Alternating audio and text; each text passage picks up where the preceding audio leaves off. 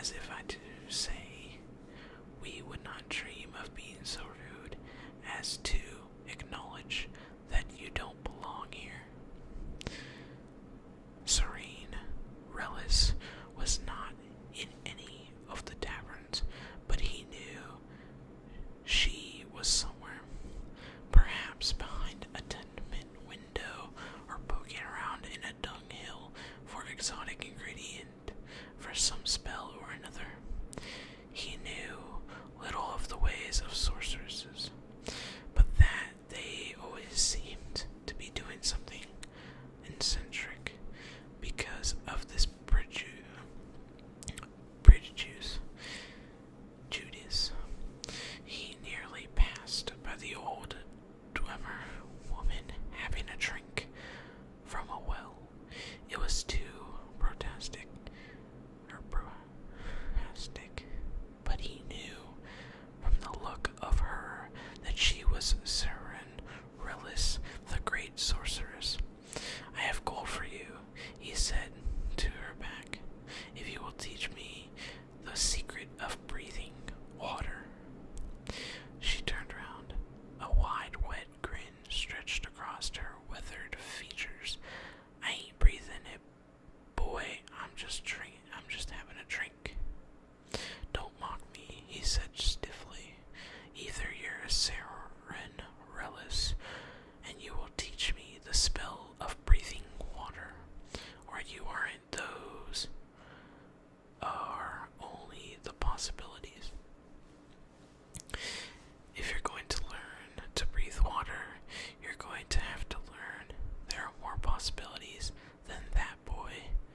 The school of alteration is all about possibilities, changing patterns, making things be what they could be.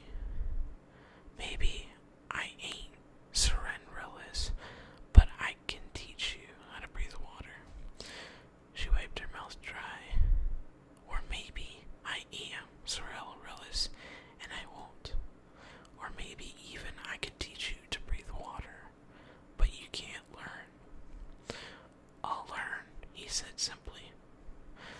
Why don't you just buy yourself a spell of water breathing or a potion over the Mages Guild?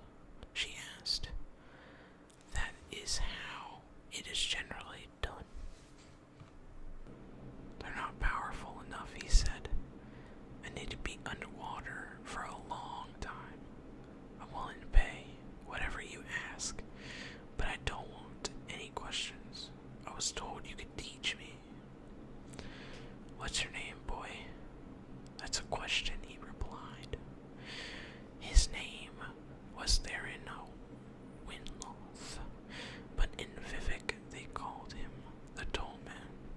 His job, such as it was collecting a percentage of the loot from the smugglers when they came into harbor to bring his boss in the Commandant of value of that percentage. He earned another percentage. In the end, it was very small indeed. He had sacred any gold of his own, and what he had, he gave to Serene Relis. The lessons began that very day. The sorceress brought her puppet, who simply she called boy, out to low sand bank along the sea. I will teach you a powerful spell for breathing water, she said, but you must become a master of it, as with all spells and all skills. You must you practice, the better you get. Even that ain't enough. To achieve true mastery, you must understand what it is you are doing. It ain't simply enough to perform a perfect thrust of a blade.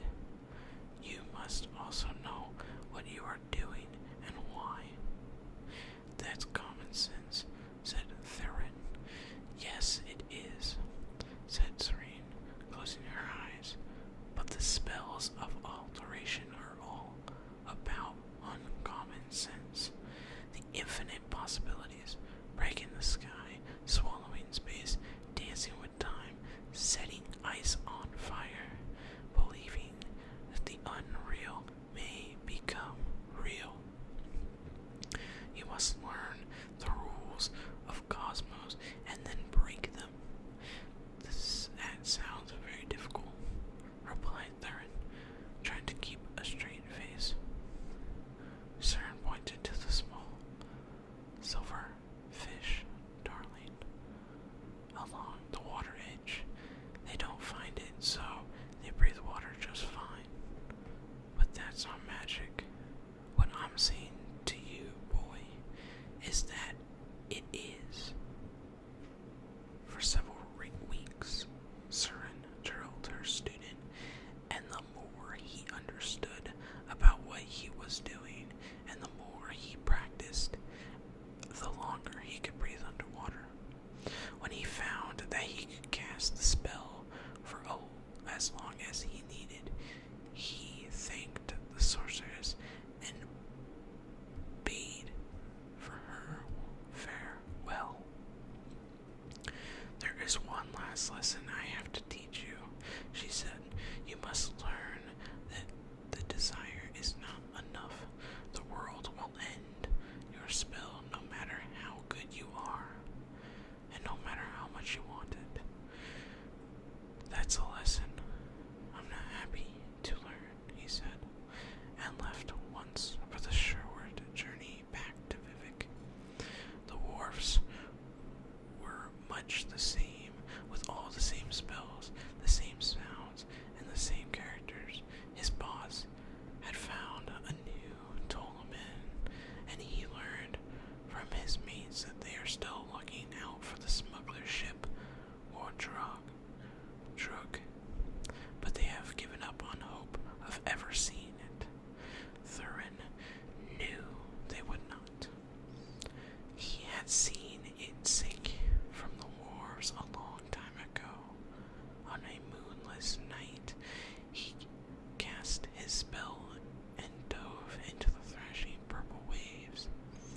He kept his mind on the world of possibilities, that books could sing, that the green was blue, that water was air, that every stroke and kick brought him closer to a sunken ship filled with treasure. He felt magica surge all around him as he pushed his way deeper down. Ahead, he saw a ghostly shadow of the Mungdrug. It massed, billowing in a wind of deep water currents. He also felt his spell begin to fade. He could break reality long enough to breathe water all the way back up to the surface, but not enough to reach the ship. The next night, he dove again, and this time the spell was stronger. He could see the vessel in detail, clouded over, dusted in sediment. The wound in its hull where it had struck the reef, and a glint of gold beckoning from within. But still he felt reality closing in, and he had to surface. The third night made him into the steerage, past the bloated corpse of the sailor, nibbled and picked apart by fish, their glassy eyes bulging, their mouths stretched open. Had they only known the spell, he had thought briefly, but his mind was more occupied by the gold scattered along the floor. The boxes that contained them shattered. He considered scooping as much as he could carry into his pockets, but a sturdy iron box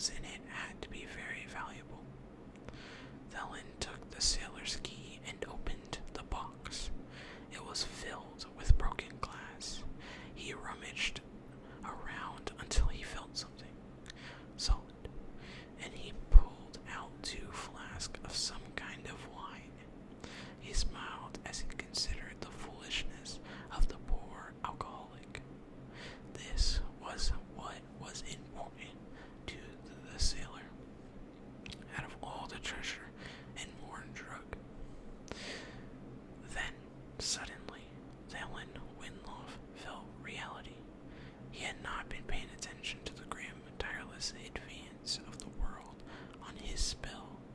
He was fading away, his ability to breathe water.